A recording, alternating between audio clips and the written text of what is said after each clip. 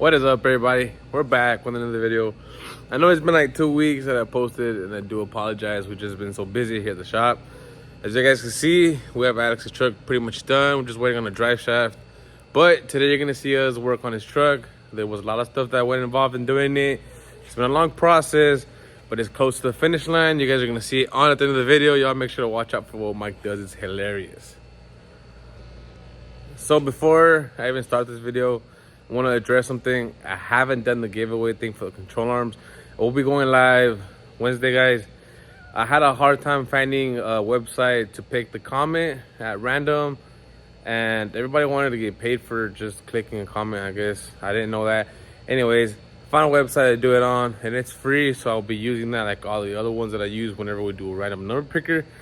But we will be going live Wednesday this week to do it live, and I'm gonna choose the 10 winners from each post like I told you guys, and then we'll do the winner out of those 30. But we'll be going live at 6 p.m. You guys stay tuned for that. I don't know how noisy that is, guys, so I apologize, but we are airing a rear end over there. In the last video, I showed you guys some of the wiring, and I told you guys how you have to take a couple steps forward and then some back, and this is what I meant by that. After I got the wire laid out, I had to take it out again, and I left the grommet on there so I know how far in it goes. And I had to take it out after I cut it to length. Then I have to add the, man, I just had a brain fart. The lug on there. And then I have to heat shrink it as well, which is this. And then we add the loom. This is the loom that I got. It's a painless loom. It's a real nice loom. And on the ends, we're also gonna test tape it. That's just to make sure it doesn't come loose over time. But this is how the wire comes before. And I'll show you guys the finished product right now. There it is, guys, all wrapped up. And this is the reason why we use the Tesla tape. You want to tape it up so you don't have none of that. We're also going to put a couple of strips about every foot. That way it'll just keep everything tight.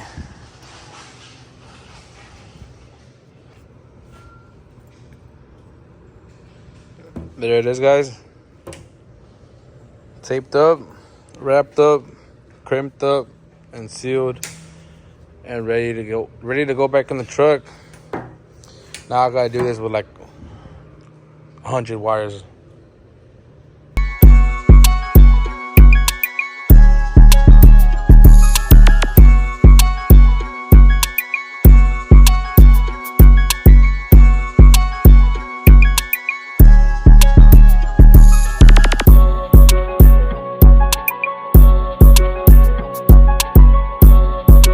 Check it out.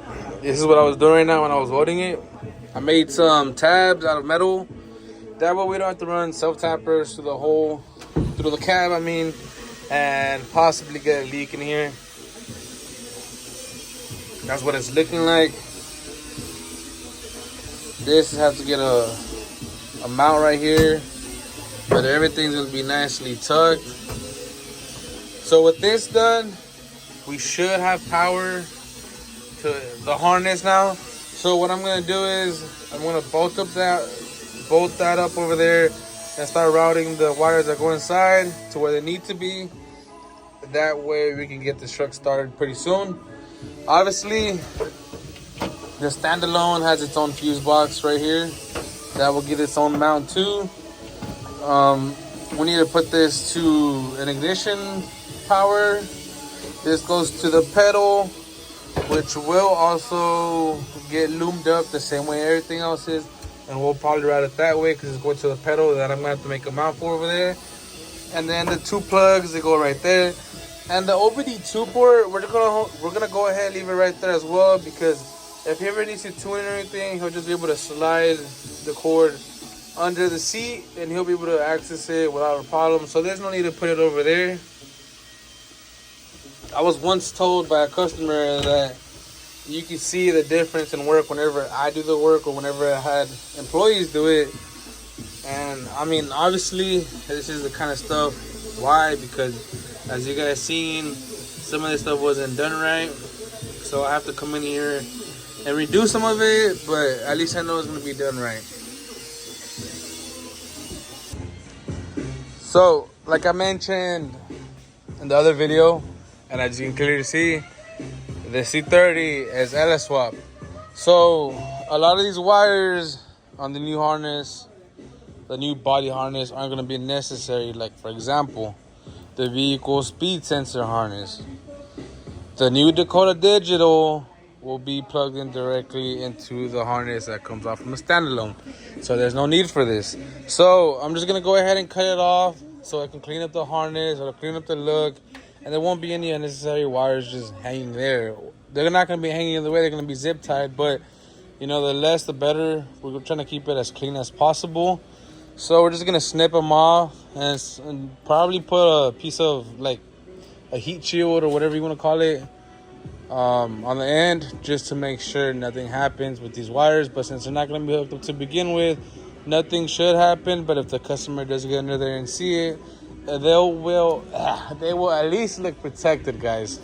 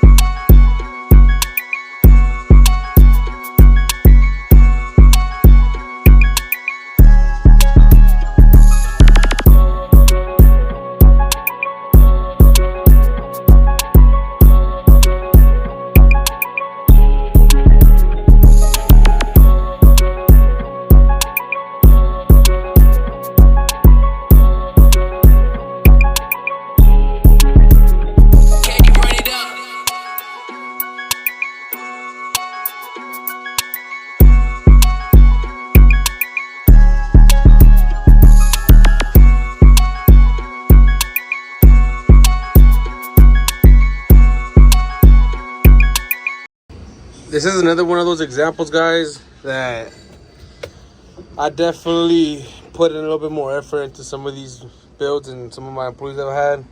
Instead of just zip tying this up there, I made a bracket for it, tack welded it. I got some paint on there.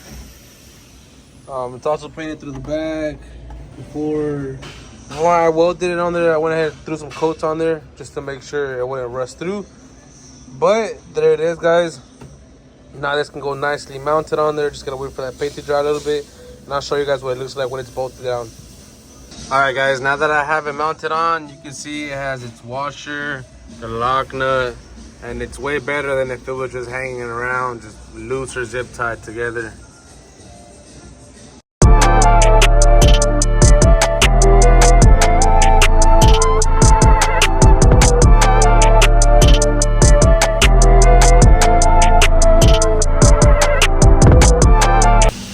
Alright, y'all, so check this out.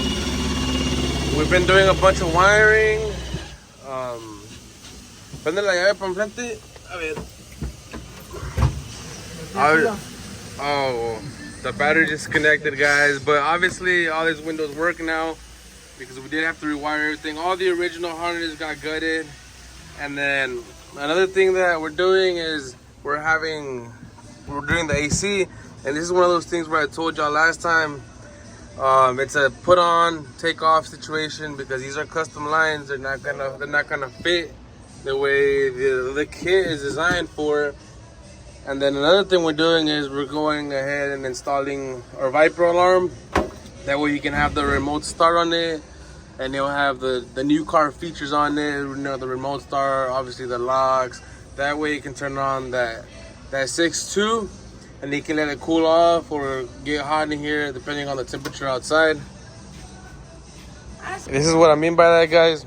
we're making the new AC lines. Everything's gonna be custom made, obviously. The radiator's in there. What we've also been doing is the employee that I had here, man, he did some shady ass work on this cross member. So we went ahead and basically shaved down all the welds, cut into them, re-welded it, and we're also gonna go ahead and brace it from right here. Mira, ponla, Johnny. Basically, it's gonna add a whole bunch more reinforcement, and then we're also gonna add some DOM from right there to right there. This is where the compressor is gonna be, the airless mount.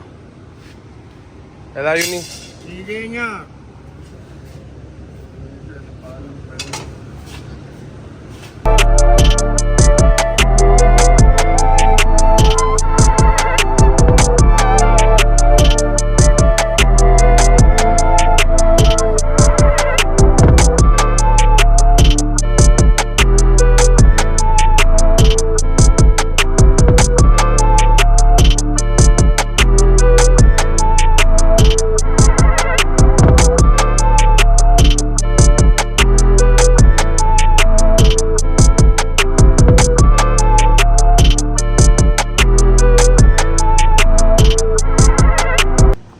Alright guys, I checked this out. The AC lines are on. The bulkhead is on. As you guys can see, we did have to remove the harness. We ended up getting a bad harness. So we got a brand new one. The other one was new too. We got a new one from PSI Conversions. Supposedly it already shipped out, so it should be here within the next week. But we put the valve for the heater inside. That way it's not on the outside. You guys will see how clean the outside looks right now without that being there on the tub. But the AC lines are on. We had to get them custom made. Big shout out to my boy Eric from Texas LS Ristos. He went ahead and re-crimped some of these because I didn't crimp them right. Well, the machine didn't crimp them right. The alarm is on. Wiring's pretty much buttoned up. We're just down to the nitty gritty, and we should see this bad boy turn on sometime soon. Alright guys, so we're working on wiring the pressure switch for the AC, because that's what we're doing. And y'all check it out. This is an old trick that Danny's doing. Basically, he's just putting the wires, spinning them on the drill, and it's gonna make them look way better. Look at that.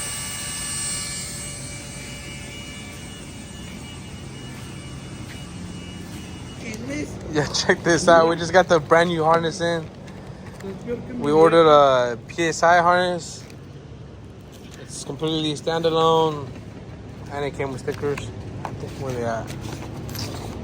Anyways, this is pinned correctly, and all of this is labeled.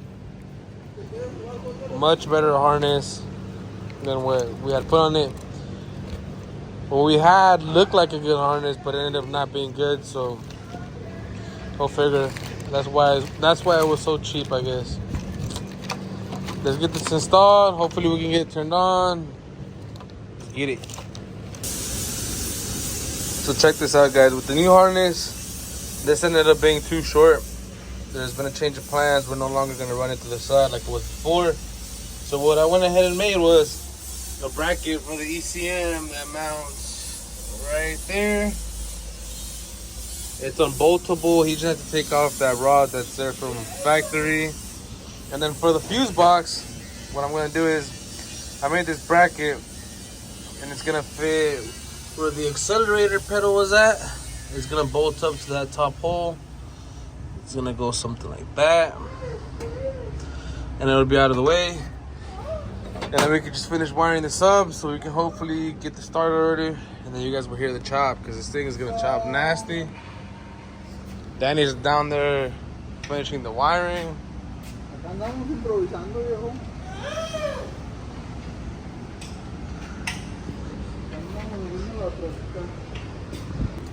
Alright, y'all check this out. This is a bracket that I made. Bolts up to the fuse box. And it's gonna go back there like I mentioned. But I just want to show you guys. Nicely bolted and painted. Lock nuts. Hi. I'll see. Maybe I'll... Alright guys, so we got Jerry here. Jerry, you want to tell him your Instagram, bro? It's Jerry FW underscore. Your phone number? Nah, I don't know phone number. No phone number? Nah, No email? Just Just hit him up on Instagram, guys. Instagram or my YouTube channel. También. Jerry FW también. So he's over here tuning this. We got a 2012 Camaro motor in the truck. 2012 Camaro, yes sir. 6'2" aluminum block. You guys are gonna hear it start right now. Right, Mike? That's right. Sometimes you gotta get it that hawk tour. That what? That hawk tour.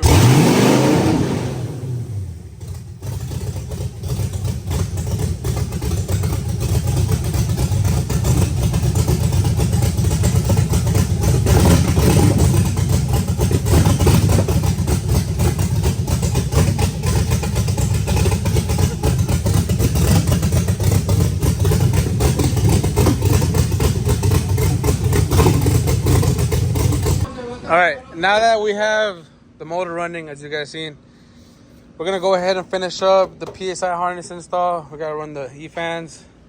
We gotta figure out what plug we're gonna put on this alternator because this is an aftermarket alternator and the harness obviously doesn't work. What we got here is we got our sensors for the Dakota Digital that we have to route in so that we can put it up to the box, to the corresponding spots. And then once we get the gauges working, the AC just needs Freon. We gotta get the radio turned on. Then we can put all of this back together. So with all that said and done, guys, I'm gonna give you guys a teaser of what it's gonna look like. Everything's pretty much buttoned up front. We got the bumper on, the grill on, obviously the inner fenders, the cowl. It's looking really good. The next update you guys are going to see is going to be running. We're going to take it to the exhaust shop. Jerry's going to come back and do a final tune on it. And the interior should be back on. We just want to be sure that everything's working properly in there, within here, before we put it all back together. And the last thing we got to do in the bed is figure this out because I don't like that. And we're going to try to keep the OEM stuff, but it might not work because of space. But you guys will see that on the next video. We out.